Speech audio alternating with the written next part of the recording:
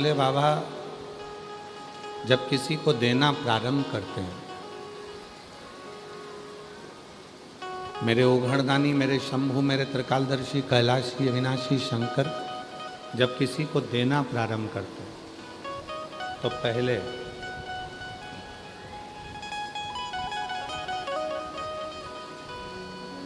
उसके जितने ईर्ष्यालु हैं,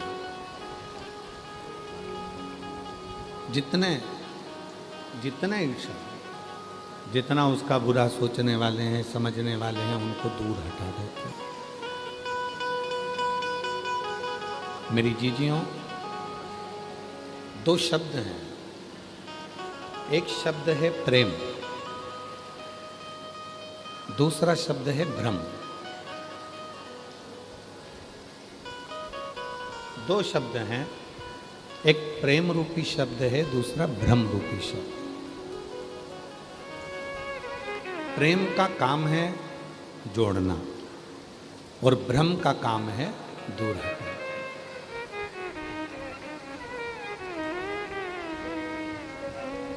जब सनातन धर्म को मजबूत किया जाता है, जब सनातन धर्म को एकजुट किया जाता है, जब सनातन धर्म को एकाग्रित किया जाता है, तो ये प्रेम के बल पर किया जाता है, प्रेम से किया जाता है। सनातन कभी अशांति देकर या विद्रोह देकर एकजुटता नहीं लाता। सनातन प्रेम के भरोसे पर ही एकजुटता लाता। पर जब सनातन धर्म एक होता है प्रेम के बल पर, फिर उसमें धीरे धीरे लोग भ्रम उत्पन्न करना प्रारंभ करते हैं। उस भ्रम से उनको दूर करना प्रारंभ करते हैं। शिव कथा कहती है प्रेम और भ्रम, ये दो शब्द हैं। और जिसने अपनी जिंदगी में प्रेम को पकड़ लिया, जिसने अपने जीवन में प्रेम को पकड़ लिया, प्रेम देना प्रारंभ कर दिया, प्रेम परोसना प्रारंभ कर दिया, समझ लो उसकी जिंदगी में सब उसके हो, सब उसके हो। शिव महापुराण ने दिया क्या है? शिव महापुराण क्या दिए, क्या प्रदान करिए? शिव महापुराण ने अगर दिया तो केवल प्रेम दिया। अगर प्रेम नहीं होता तो लोग आज कीचड़ में, इतनी तेज बारिश में, इतने बरसते हुए पानी में, कोई अपनी दुकान, कोई अपना घर, कोई अपना मकान छोड़कर नहीं आता, जो आज लोग छाता पकड़ पकड़ कर यहाँ से लेकर वहाँ तक खड़े हैं। ये प्रेम ही तो दिया है।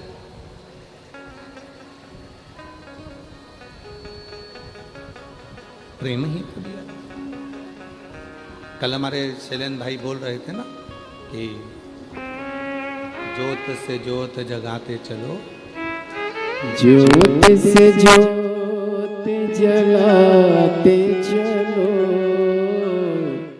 ज्योत से ज्योत जलाते चलो, प्रेम की गंगा बहाते चलो, प्रेम की गंगा बहाते चलो। मैं आए जो दिए दुखी, राम में आए जो दिए दुखी, सबको गले से लगाते चलो, प्रेम की गंगा बहाते चलो। ये प्रेम जोड़ने का काम करता है और भ्रम तोड़ने का काम करता है। जिसने शिव जी को जान लिया तो समझ लो उसने शिव से प्रेम कर लिया, और जिसने शिव से प्रेम कर लिया समझ लो वो शिव से जुड़ गया, और जिसकी बुद्धि में भ्रम आया वो शिव से दूर गया। जहां बुद्धि में भ्रम आया वो गया। आज दुनिया के लोग किस भ्रम में जी रहे हैं? कई लोग कहते हैं ईश्वर नहीं है, कोई कहता है राम केवल कथा है, कोई कहता है कृष्ण केवल दर्शन है, कोई कहता है शिव केवल जल चढ़ाओ दूध चढ़ाओ। दुनिया के लोगों ने केवल यहीं तक पकड़ कर रखा। जो दुनिया के लोग कहते हैं कि ईश्वर नहीं है, ईश्वर को हम मानते नहीं हैं, उनको एक बार इस व्यासपीठ पे जो पत्र भेजे जाते हैं वो पत्र में एड्रेस भी लिखा रहता है और मोबाइल नंबर भी लिखा रहता है। इन सारे पत्रों को ले जाके उसके घर पर डाल देना चाहिए और कहना चाहिए इन सबको फ़ोन लगा कर पूछ कि मेरे देव अधिदेव महादेव छप्पर फाड़ कर देते हैं कि नहीं देते।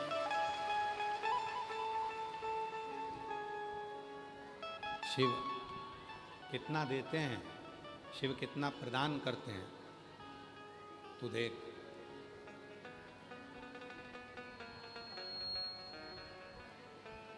और केवल एक विश्वास के बल पर,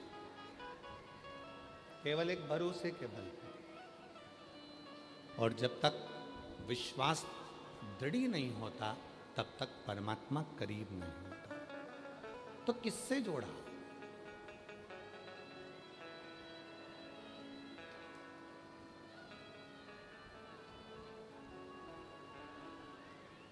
एक बार विजया ने, पार्वती जी की एक सहेली है विजया, जिसको विजयेश्वरी भी कहते हैं।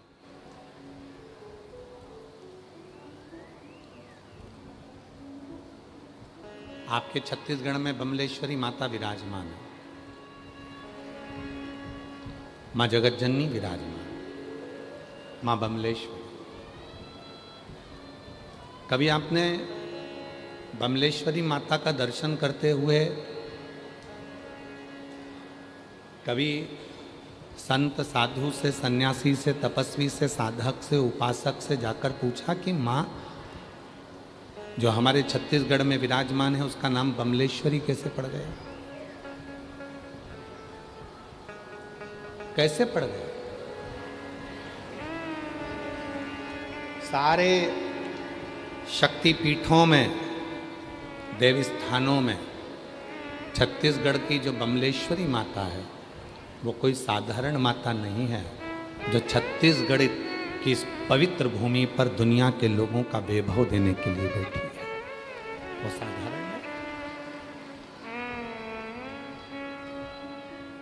कभी पूछा कि माँ का नाम बमलेश्वरी कैसे पड़ गया, माँ बमलेश्वरी कैसे हो गई, कैसे माता बमलेश्वरी विराजमान हो गई? कभी अध्ययन करना।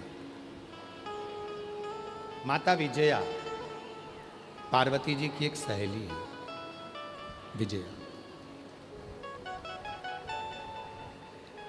जो माता पार्वती जी के साथ में बाल्यावस्था से, बचपन से ही, बाल्यावस्था से ही शिव की साधना में लगी।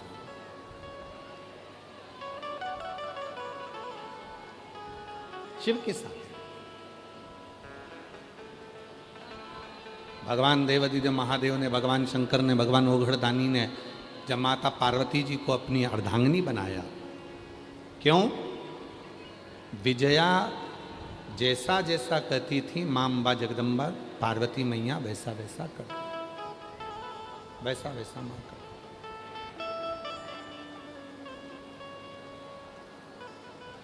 जो बोलती हैं मां विजया वैसे मां पार्वती जी पूजन करती।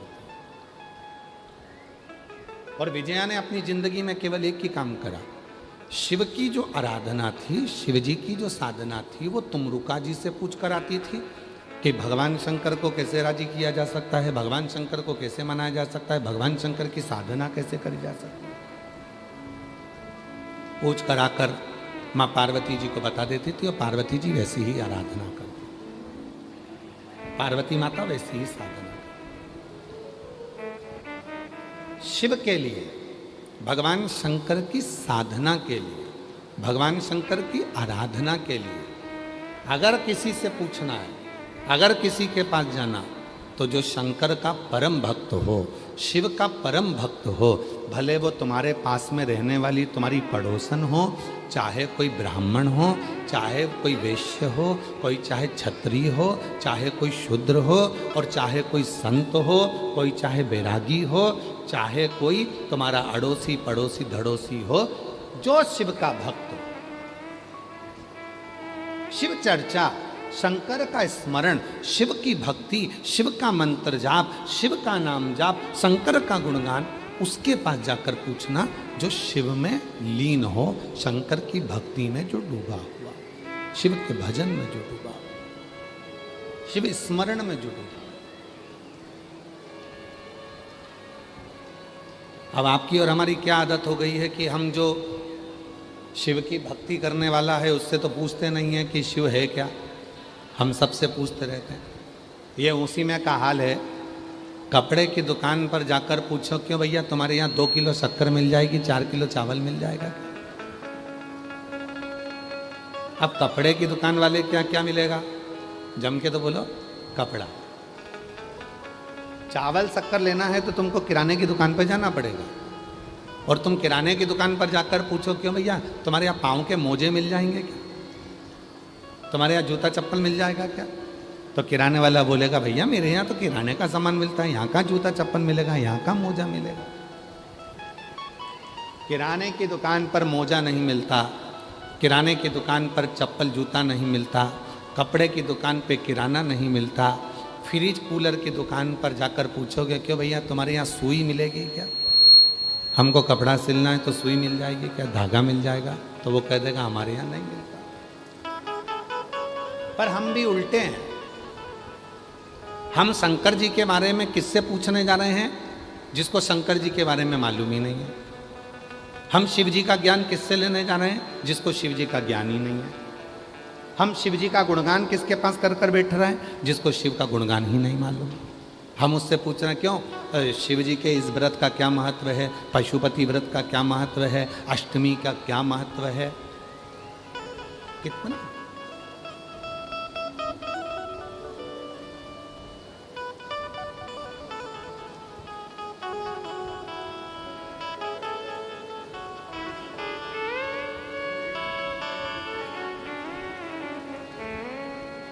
शिव का कितना महत्व है हम उससे नहीं पूछते। हम कपड़े की दुकान पर चावल लेने जा रहे हैं और चावल की दुकान पर मोजे खरीदने जा रहे हैं तो हमको वो प्राप्त नहीं होगा।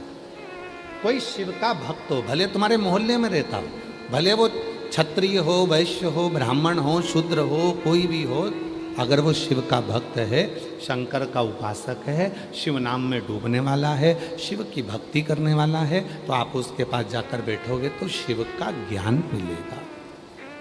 और कोई ऐसा है जो शिव को जानता ही नहीं है और तुम उसके पास चले गए और जाकर कहा बाबा जी हमको बता दो शिव के बारे में, तो बाबा जी तो फिर उल्टा सीधा ज्ञान देंगे। शिव नहीं मालूम, शिव का स्मरण नहीं।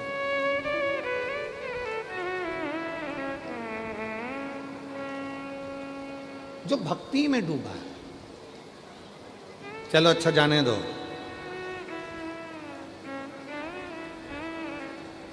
जिसकी वाणी नहीं है, जो गूंगा है, उसने गुलाब जामुन खा ली और गुलाब जामुन खाने के बाद तुम उससे स्वाद पूछो, जिसकी वाणी नहीं है, जो बोल नहीं सकता, क्यों साहब गुलाब जामुन कैसी बनी, और उसकी वाणी नहीं है, गूंगा है, बोल नहीं सकता, तो वो गुलाब जामुन का स्वाद कैसे बताएगा?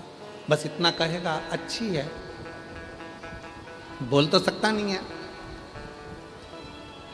आवाज़ तो निकलेगी नहीं, बोलेगा तो है नहीं, बस इशारा कर देगा अच्छी, स्वाद नहीं बता पाएगा। फिर किसी ने कहा गूंगे से जिसकी आवाज़ नहीं है, वाणी नहीं है, उससे कहा साहब गुलाब जामुन कैसी बनी है, तो उसने इशारा कर। पर कोई पास में खड़ा होगा और उसने गुलाब जामुन खाई होगी और वो बोल सकता है तो वो कह देगा गुलाब जामुन में इलायची का स्वाद आ रहा था, मावे की गुलाब जामुन इतनी सॉफ्ट बनी थी, चाशनी में मज़ा आ गया, गुलाब जामुन खाने में आनंद आ गया, गुलाब जामुन इतनी जोरदार थी, पूरी चाशनी में तरबतर थी, एकदम बढ़िया थी। जिसने गुलाब जामुन खाई वो स्वाद बता रहा है।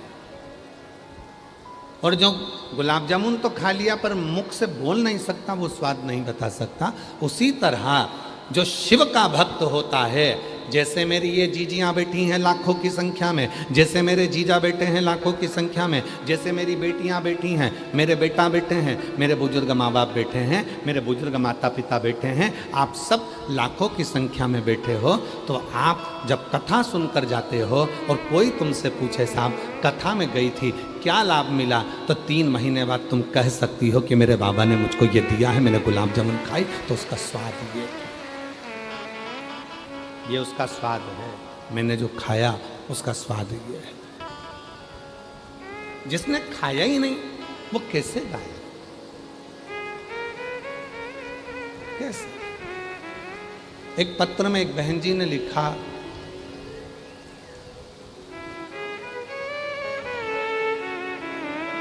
एक पत्र में लिखा है, अच्छा है,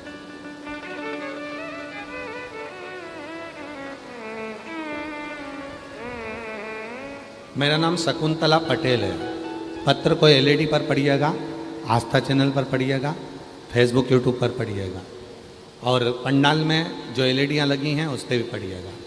मेरा नाम शकुंतला पटेल है, मेरे पति का नाम जगदीश पटेल है, मेरा गांव सालर, जिला सारगढ़, बिलाईगढ़ है। मेरा मोबाइल नंबर ये है, कहीं बैठी हों हाथ हिला सकती हैं, और अगर आई हों तो बेलपत्र लेने के लिए आ सकते हैं। मेरा नाम शकुंतला पटेल है, मेरे पति का नाम जगदीश पटेल है, मेरा गांव सालर, जिला सारगढ़, बिलाईगढ़ है, मेरा मोबाइल नंबर ये है। मेरी जेठानी की बहू का नाम श्रीमती पुनीमती प्रीति तेजराम श्रीवास, गांव घोड़ा घाटी के रहने वाले हैं। उनको 27 साल से औलाद का सुख नहीं मिला। कितने साल? जम के बोलो, इस पत्र में पढ़ो कितना लिखा है। आस्था चैनल वाले क्लोज करो जरा, पास में करो उसको। कितना लिखा है? 27 साल से औलाद का सुख नहीं मिला। फिर मैंने उन्हें कोकड़ी की कथा सुनाने के लिए ले गई, और कोकड़ी में आपकी कथा चल रही थी, उसको सुनाने के लिए ले गई। बाबा, वहाँ की मिट्टी को मैंने गर्भ से लगाया और पशुपति व्रत करवाया। सफ़ेद आंकड़े की जड़ को तुमरुका जी का नाम लेके, सफ़ेद आंकड़े की जड़ को तुमरुका जी का नाम लेके बांधी। उसके 3 महीने के बाद गर्भ तो ठहर गया, लेकिन 4 महीने के बाद बच्चा फिर नहीं बच पाया। फिर अंदर से मेरी वो बहू टूट गई। हम दोनों बड़े दुखी हुए। विचार करा कि अब सियोर वाला बाबा जहाँ कथा कहेगा हम वहाँ जाएंगे और वहाँ की मिट्टी को गर्भ से लगाएंगे। वापिस पुनः मेरी बहू कथा सुनने के लिए सीहोर चली गई। कंकर शंकर की पूजन करी, रुद्राक्ष लिया, पशुपति व्रत किया, वहाँ की मिट्टी गर्भ से लगाई, और बाबा की ऐसी कृपा हुई 16 सितंबर 2024 को मेरी बहू के यहाँ 27 साल के बाद पुत्र रत्न की प्राप्ति। 27 वर्ष।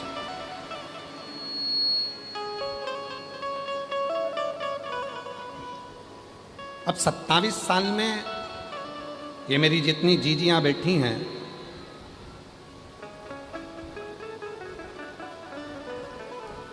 जितनी जीजियां, एक पत्र और है बड़ा सुंदर है, देखिए।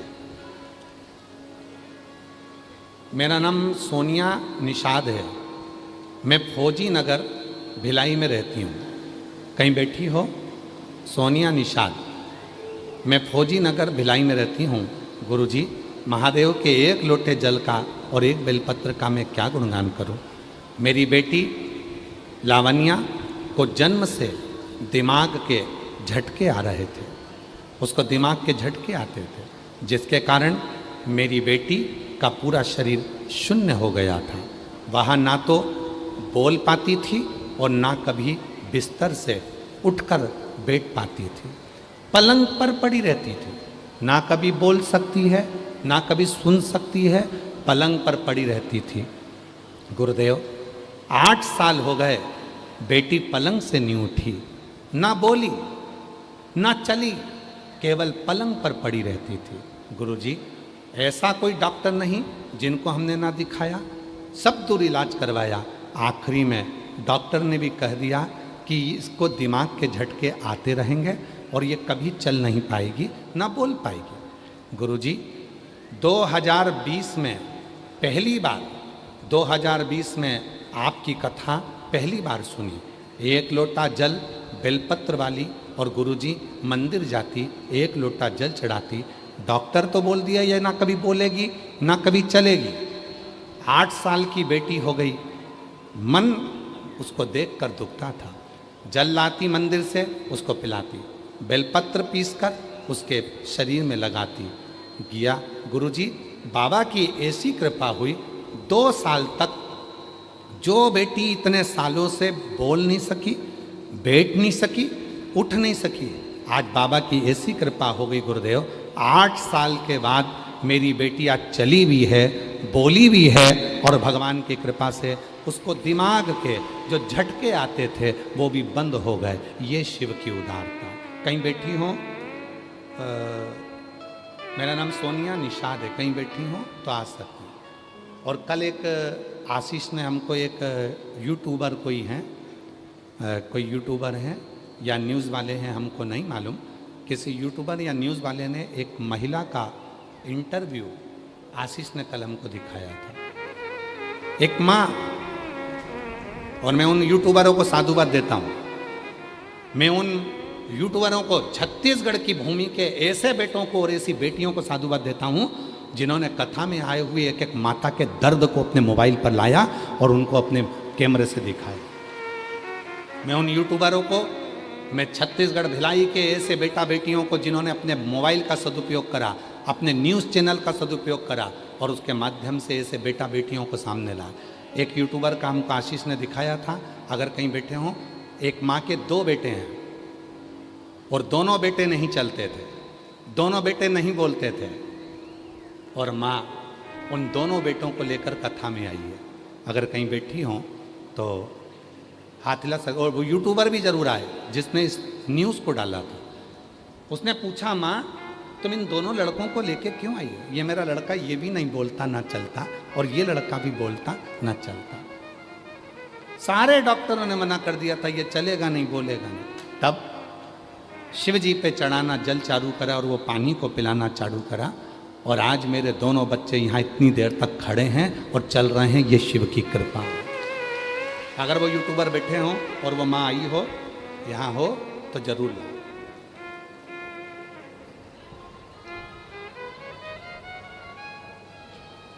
शिव तत्व कह रहा है, भगवान शंकर की कथा कह रही है, शिव पुराण कह रही है।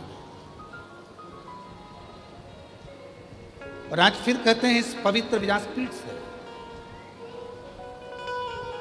पवित्र व्यासपीठ। हाँ बेटा, यही बेटी ने इंटरव्यू लिया था उसका। आ जाओ बेटा, साधु था। एक बार धन्यवाद दो इस बेटी को जिसने उस माँ को इंटरव्यू के माध्यम से यहाँ तक इस बेटी ने कौन सा न्यूज़ है, केपी न्यूज़ से दिया था। जोरदार ताली बजा एक बार, साधु था। ले एक मिनट,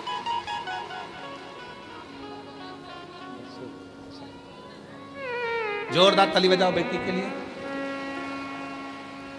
और बेटा अगर वो बैठी हो तो उनको भी भेजना है अगर आएंगे। किसको कहते हैं शिव भक्त? जो जैसी भावना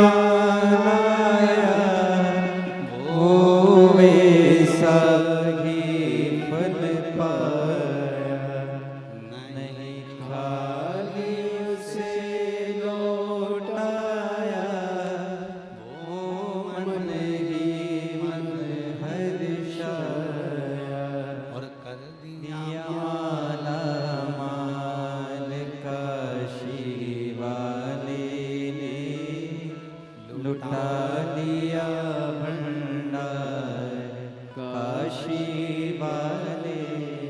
आज कथा की शिवरात्रि है, भगवान पूरी परीक्षा लेगा, खूब धड़ धड़ा के गिराएगा और खूब खूब कृपा करेगा। पर इतना भी याद रखना, जितना बरसाएगा उतना मेरा भोलानाथ भी तुम पर कृपा बरसाएगा, ये निश्चित।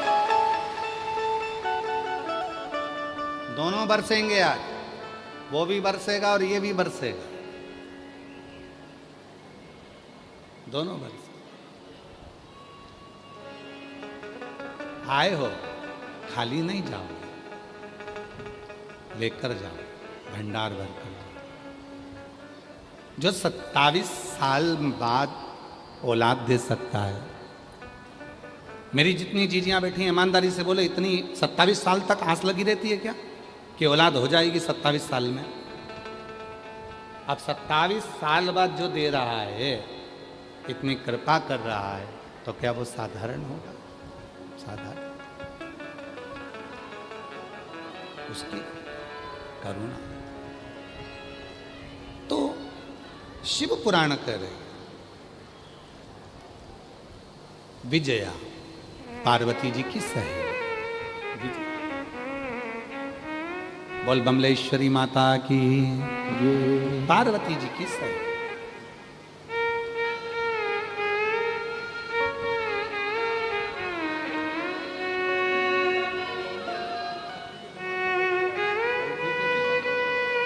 यही है सोनिया निषाद, उनकी बुआ हैं। बच्ची के दिमाग में बचपन से ही झटके आते थे, शरीर पूरा शून्य हो गया था, जिसके कारण से वो ना चल सकती थी ना बोल सकती थी। बाबा की कृपा से अब वो बच्ची बोलती भी है और चलती भी है। जोरदार ताली। मेरी किस्मत का जब खिला, तब जाकर के दर मिला। मेरी किस्मत का जब खिला, तब जाकर के दर मिला। मिल गई मुझको चौखट तेरी,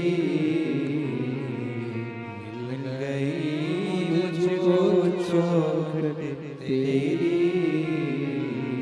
सबसे बढ़िया है सबसे खरी, भोले बाबा तेरी नौकरी। सबसे बढ़िया है सबसे खरी, तेरे दरवाजे की चाकरी। सबसे बढ़िया है सबसे खरी। जब से तेरा गुलाम हो गया, तब से मेरा बिना हो गया। जब से तेरा गुलाम हो गया, तब तब से मेरा बिना हो गया। वरना औकात क्या थी मेरी, वरना औकात क्या थी मेरी। सबसे बढ़िया है सबसे खरी, भोले बाबा तेरी नौकरी। सबसे बढ़िया है सबसे खरी। उसके दरवाजे की चाकरी विजया पार्वती जी की सहेली है। और विजया माँ पार्वती जी की सहेली होकर तुमरुका जी से पूछती है कि तुमरुका, शिव को अपना बनाना है, शिव को अपना बनाना है, क्या करना होगा? क्या कर शिव को क्या करें? फिर वही वाली बात आ गई, कपड़े की दुकान पर कपड़ा मिलेगा, चावल की दुकान पर चावल मिलेगा, मोजे की दुकान पर मोजा मिलेगा, सोने चांदी की दुकान पर सोना चांदी मिलेगा। उसी तरह जैसे विजया तुमरुका जी के पास जाकर पूछती है कि शिव कैसे मिलेगा, उसी तरह कभी मौका लगे शिव चर्चा करना, भजन करना, तो कोई शंकर का भक्त मिल जाए, भले तुम्हारी पड़ोसन मिले चाहे अड़ोसन मिले, कोई शिव का भक्त मिल जाए, उसके पास बैठकर थोड़ी सी शिव की चर्चा करना। शिव कहाँ मिलेगा?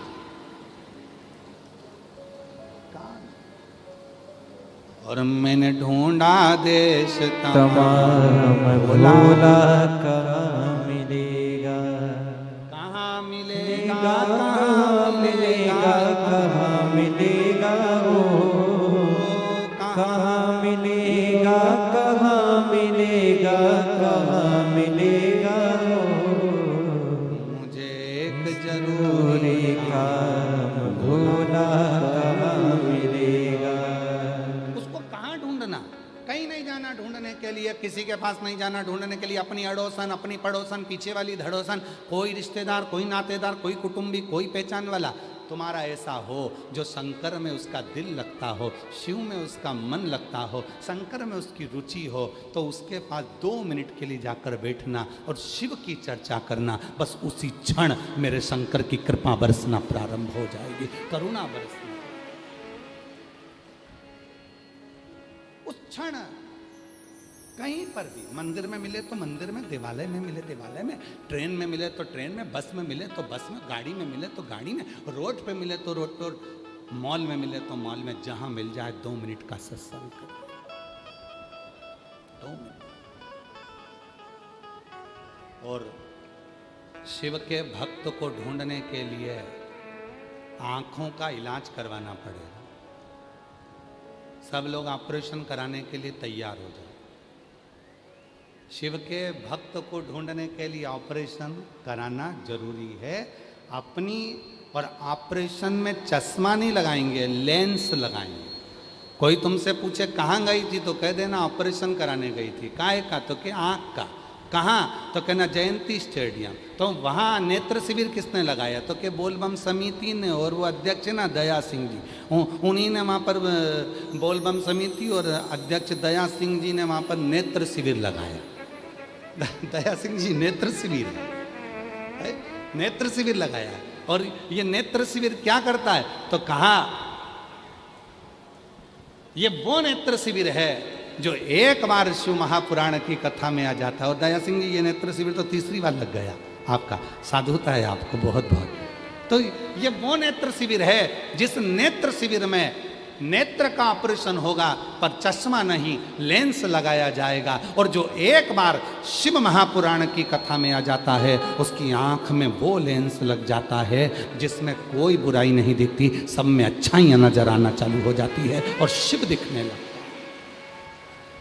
हरि नैनों में भोला समाए गयो री, मुझे प्रेम का रोग लगाए। ये नयन में शिव समा गए और कुछ मुझे नजर नहीं आता। केवल दिखते हैं तो शिव ही शिव दिखते हैं, शंकर। सब अच्छा दिखेगा। ये इतने लोग जो बैठे हैं ना शिव महापुराण की कथा में, जो रोड पर बैठे हैं छाता लगा लगा कर, बरसते हुए पानी में जो रोडों पर बैठे हुए, दरी बिछाकर, आसन लगाकर, छाता लगा लगा कर, एक एक रोड पर बैठे हुए व्यक्ति से पूछा जाए, क्यों साहब तुम्हारे घर में इतनी जगह है? क्यों साहब गाड़ी में इतनी जगह है? क्यों साहब तुम्हारे घर में इतनी सारी जगह है, तो तुम रोड पे क्यों बैठे हो? छाता लगा कर क्यों बैठे हो? वो एक ही जवाब देगा, मेरे आंखों का इलाज हो गया है, अब मुझे हर एक में शिव नजर आता है, कोई दूसरा दिखता ही नहीं, कोई नजर ही नहीं। फिर आ गया वही वाला गीत, अरे मैं हूँ प्रेम मेरी दवा तो कराओ, जाओ जाओ जाओ किसी वैद्य को बुलाओ, मैं हूँ प्रेम रोगी। ये रोग लगा है भगवान शंकर की कथा का, ये रोग लगा है शिव की भक्ति का, ये रोग लगा है शंकर की उपासना।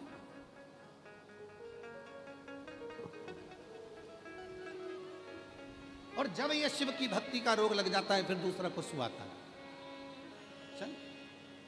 जिसके नेत्रों में रोग लग गया, काम का तो उसको सब काम ही दिखेंगे, हर एक में कामता नजर आएगी। लोभ का लग गया तो लोभ ही दिखेंगे, वासना का लग गया तो वासनी दिखेंगे, और भगवान की भक्ति का रोग लग गया तो हर एक में शिव ही नजर आएगा, कोई दूसरा नहीं दिखेगा। बोल बम का नारा है सारी समस्या का हल, श्री शिवाय रख गया।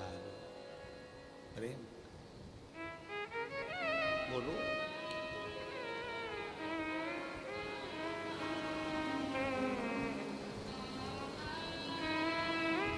बहुत बढ़िया। मैनू बचने दी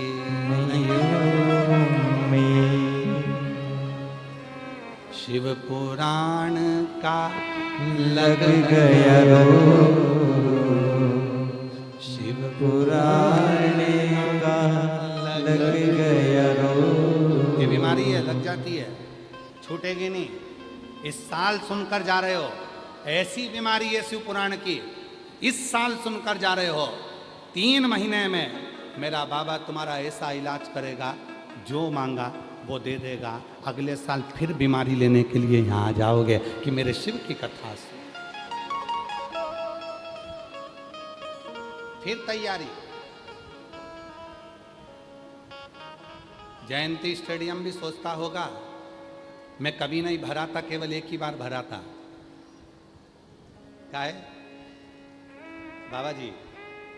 जयंती स्टेडियम भी सोचता होगा मैं कभी ना भरा था, पर एक ही बार भरा था, और भरा था भी तो शिव भक्तों से भरा था, शिव भक्ति से भरा था, और किसी की सामर्थ्यता नहीं। इसमें सियोर वाला बाबा नहीं, सियोर वाला महाराज नहीं, इसमें सबसे ज़्यादा जरूरी है आपके भीतर बैठा हुआ शिव, इसको भरने के लिए आता है। आपके भीतर बैठा हुआ शिव, सियोर वाला बाबा नहीं, सियोर वाले महाराज की तो सामर्थ्यता ही नहीं है कि कुछ कर सके। वो आपके भीतर जो भक्ति है, आपके भीतर जो विश्वास है, आपके भीतर जो दृढ़ता है, वो शिव पुराण का लग गया रो, मैनू शिव ही शिव दिखदा। शिव पुराण का लग गया रो, मैनू शिव शिव दिखता। कुछ नजर नहीं आए। कोई पूछे देवघर कौन कौन गया है? हाथ उठा जो लोग देवघर की कावड़ भर के आए, या देवघर में कभी कावड़ भरने गए, हाथ उठाओ जरा। हाँ हाँ दिख रहे हो, दिख रहे हो, ठीक है। उठाओ जरा, हाथ तो उठाओ जो देवघर की कावड़ भरे। हाँ ठीक है, दिख गए, ठीक है। आपका क्या नाम है जो कावड़ भरने गए थे? आपका नाम बिमला होगा, कमला होगा, राजू होगा, ये होगा, कमलेश होगा, नितिन होगा, नवीन होगा, ऐसे नाम तुम्हारे होंगे। पर ईमानदारी से बोलना, जो कावड़ यात्री देवघर में चलता है उसको नाम लेकर कोई पुकारता है क्या? क्या बोलते हैं? बम। क्या बोलते हैं? बम। बम कहाँ से आए हो? छत्तीसगढ़ से। बम कहाँ से आए हो? भिलाई से। बम कहाँ से आए हो? हम राजनांदगांव से। बम कहाँ से आए हो? हम यहाँ से आए। मैं तुम्हारा नाम नहीं चलता। उसी तरह मेरे ओघड़दानी के यहाँ तुम ब्राह्मण हो, तुम क्षत्रिय हो, तुम वैश्य हो, तुम शूद्र हो, तुम क्या हो, तुम किस रूप में हो, मेरे बाबा के यहाँ तो केवल निर्मल मन चलता है, बाकी के कुछ नहीं चलता। बोल बम का नारा है। उसके यहाँ ये नहीं चलता कि तुम कौन हो, उसके यहाँ तो ये चलता है कि तूने भजन कितना किया। मां नहीं पूछेगा कोई क्यों तुम नितिन हो, नहीं। तुम नवीन हो, नहीं। तुम कमलेश हो, नहीं। तुम बिमला ना, तुम दीना भाई ना। यहाँ तो एक ही चल रहा है, बम कहाँ से हो, बम तुम कौन हो, बम कहाँ से आए हो। वहाँ एक ही चीज चल, मतलब बम का मतलब क्या है जरा समझो छत्तीसगढ़ वालों कि माँ बमलेश्वरी का नाम बमलेश्वरी कैसे पड़ा। कभी एक बार जाकर पूछना था किसी से कि मेरी माँ बमलेश्वरी बनकर कैसे विराजमान हो गई, तो कोई बता देता तुमको। विजया माँ पार्वती जी की सहेली ने तुमरुका जी से पूछा था कि हे तुमरुका जी, आप हमें बताओ कि पार्वती को शिव कैसे मिल सकते हैं, शिव कैसे मिले। और विजया ने माता पार्वती जी को बताने के लिए जब तुमरुका जी से पूछा तो तुमरुका जी ने कहा, तुमरुका जी सुनो विजया, ए विजया,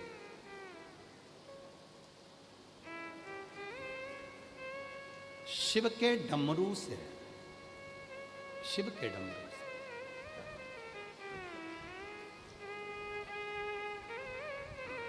शिव के डमरू से विजया, शिव के डमरू से जो नाद निकला उसमें एक शब्द है, और उसमें एक शब्द है बम। यदि पार्वती शिव को प्राप्त करने के लिए स्वयं बम के नाद में जल समर्पित करे और बम के नाद के साथ ही शिव को रिझा ले तो उसको फल मिले। उस समय पर मेरी जगत जननी अम्बा जगदम्बा, मेरी पार्वती माँ, मेरी दुर्गा भवानी, उसी समय पर माँ विजया के कहने पर बम के नाद के साथ में शिव की साधना कर, साधना के क्रम है, साधना के क्रम है, साधना का एक क्रम है। आप शिव जी को कोई भी एक भाषा से रिझाना प्रारंभ करो, किसी भी भाषा।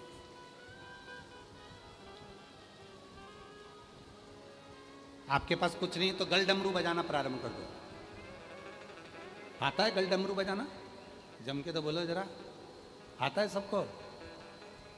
गल डमरू शिव को प्राप्त करना, मुख से निकलना चाहिए स्वर ओम का, और गल का डमरू बजना चाहिए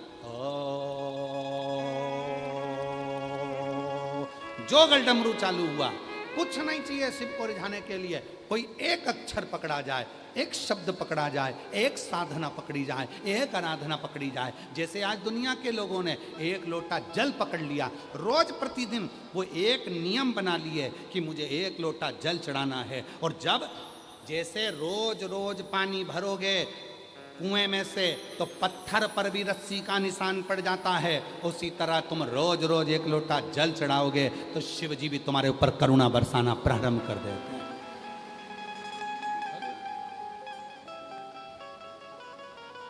मां पार्वती जी ने बम का नाद किया और शिव के लिए साधना करना प्रारंभ कर। तीन परीक्षा ली गई, तब जाकर माता पार्वती का नाम बमलेश्वरी हुआ।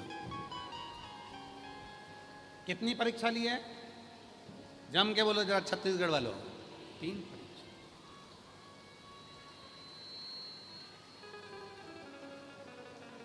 परीक्षा। पहली परीक्षा माता पार्वती जी की थी। शिव जी एक बच्चे का रूप लेकर आ गए। बच्चे सरोवर के तट पर बच्चा साइड में था, एक मगर तेजी से आ रहा था। बादल गरज रहे थे, बिजली चमक रही थी, गर्जना भयंकर हो रही थी। श्रावण का महीना था, खूब पानी गिर रहा था। पार्वती जी को बच्चे के रोने की आवाज आई। 3 परीक्षा दी है, तब जाकर मां पार्वती का नाम बमलेश्वरी पड़ा है। थोड़ा ध्यान देना, बहुत छत्तीसगढ़ वालों, कोई तुमसे पूछे तो तुम्हें जवाब देने के लिए बहुत जरूरी है कि मेरी मां बमलेश्वरी का नाम बमलेश्वरी कैसे पड़ गया। 3 परीक्षा में पहली परीक्षा मेरे भोलेनाथ बच्चा बन गया। मगर आ रहा है, मां पार्वती जी जल भरने के लिए जा रही थी और उनको बच्चे के रोने की आवाज आ गई। विजया, ये विजया। विजया ने कहा, क्या पार्वती क्या हो गया? विजया, कोई बच्चा रो रहा है, कोई बच्चा। विजया ने देखा कि सरोवर के तट पर एक मगर बच्चे को पकड़ने के लिए आ रहा है और बच्चे को पकड़ रहा है। पार्वती जी दौड़ कर गई, बच्चे को गोदी में उठा लिया। मगर के अंदर से आवाज आई, ए स्त्री नारी कौन हो तुम? बच्चे को छोड़ो, ये मेरा भोजन है, आज का भोजन मेरा यही है। अगर मैं भूखा रह जाऊंगा तो मुझे कल भोजन मिलेगा, आज मेरा भोजन यही है, तुम मुझे भोजन। पार्वती जी ने कहा मैं तुमको इसको भोजन नहीं दे सकती, तुमको जो चाहिए तुम ले लो, पर इसको नहीं दूंगा। मगर ने कहा तो मैं क्या खाऊंगा? पार्वती जी बोलती है मेरे शरीर को खा लो, पर मैं इसको नहीं। तब मगर ने कहा पार्वती माता से, ए स्त्री, ए नारी, तुम कहती हो कि तुम इस बच्चे को बचाना चाहती हो, तो तुमने अपनी जिंदगी में जन्म से लेकर अभी तक जितना तप करा है, कहते हैं माता पार्वती जी ने सहस्त्र हजारों वर्ष का तप किया था शिव को पति बनाने के। हजारों वर्ष। तुमने जो हजारों वर्ष का तप किया है वो सारे तप का फल मुझे अब भी दे दो तो तुम इस बच्चे को बचा लो। पार्वती जी ने कहा इतनी सी बात, ले जल लिया पार्वती जी ने। इतनी देर में तो तुरंत उसी पल उसी घड़ी विजया ने कहा पार्वती अगर तू तेरी पूरे तप का बल दे देगी तो शिव जी कैसे मिलेंगे? पार्वती जी कहती है मिले चाहे ना मिले पर इस बच्चे को बचाना जरूरी है। और पार्वती जी ने हाथ में जल लिया और जल लेकर मगर को संकल्प दे दिया कि मेरी जिंदगी का जितना तप बल था सब मैं तुझे देती हूँ, इस बच्चे को छोड़ दे। इतनी देर में भगवान शंकर उसी बच्चे में से प्रकट हो गए। शिव प्रकट। पार्वती तूने एक बच्चे के लिए अपना पूरा तप दे दिया, अपना पूरा बल दे दिया। शिव ओझल।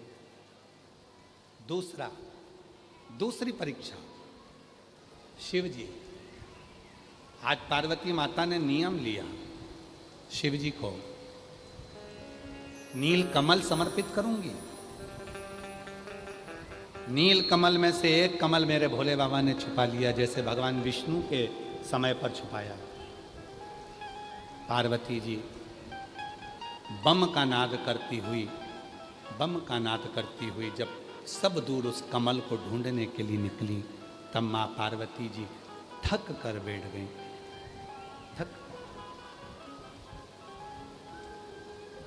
इतनी थक गई मां पार्वती जी। आज से माता पार्वती ने अन्न त्यागा, भोजन त्यागा, फल त्यागे, सब त्यागा। पार्वती जी का शरीर नीला पड़ने लगा। आज पार्वती जी ने कहा बाबा नील कमल तो नहीं मिला पर मेरा शरीर जो नील पड़ा है वो मैं उसको समर्पित करती हूँ। शिव फिर प्रकट हो गए। शिव फिर प्रकट। तीसरी परीक्षा माता पार्वती जी की। तीसरी परीक्षा, एक वृक्ष में आग लग गई। उसमें एक तोते का छोटा सा अंडा रखा हुआ था, उसमें छोटा सा बच्चा था। पार्वती जी जब जब वहां से निकलती थी वो उस तोते के अंडे को देखती थी और उसमें वो बच्चे को देखती थी, बड़ी खुश होती थी। आज उस वृक्ष में आग लग गई। उस वृक्ष में और वृक्ष में आग लगी। इतनी देर में तो पार्वती मैया बड़ी दुखी हो गई। इस बच्चे को कैसे बताया जाए? विजय ने कहा पार्वती तुम्हारे पास बचाने के लिए कुछ भी नहीं है, यहाँ तो जल भी नजर नहीं आता, ये वृक्ष से बच्चा कैसे बचेगा? माता पार्वती जी ने अपना आंचल लिया और आंचल लेकर बम कहकर जो छोड़ा वो आंचल गया उस तोते के बच्चे पर रखा गया। जैसे ही रखाया पूरा वृक्ष अग्नि से मुक्त हो गया और अग्नि से मुक्त होते से वो बच्चा बच गया। तब शिव जी प्रकट हुए। 3 परीक्षा में पास होने के बाद भगवान शंकर ने कह दिया ए पार्वती तूने मेरे डमरू के नाद में से बम को लिया है और उस बम शब्द को लेकर तूने मेरी साधना करी है। आज से तेरा नाम बमलेश्वरी होगा जो जगत का कल्याण करने वाली, जो जगत का कल्याण करने वाली होगी। किसी के जीवन में कोई ताप की अग्नि है जी, किसी के जीवन में कोई दुख की अग्नि है, सुन बमलेश्वरी तेरा दर्शन करने से जीव का कल्याण होगा, वो ताप वो अग्नि समाप्त होगी। किसी के जीवन में कोई संतान का दुख है, कोई कष्ट है, सुन बमलेश्वरी तेरा दर्शन कर कर लोग उस सुख को प्राप्त करेंगे। किसी के जीवन में अगर कोई कष्टप्रदता है, बमलेश्वरी का नाम ही जीवन में कल्याण करने वाला है।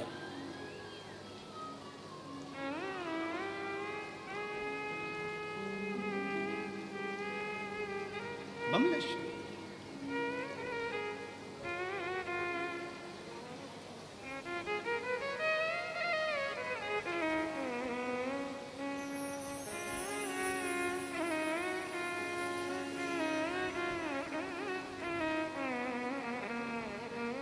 और वो कोई साधारण नहीं,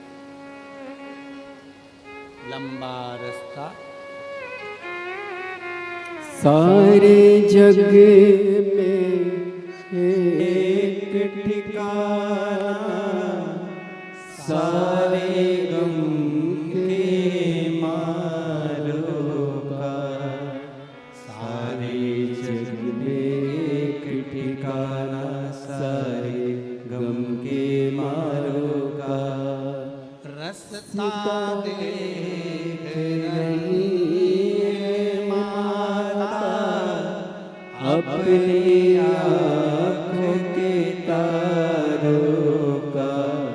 रास्ता देख रही है माता, अपनी आँख के तारों का।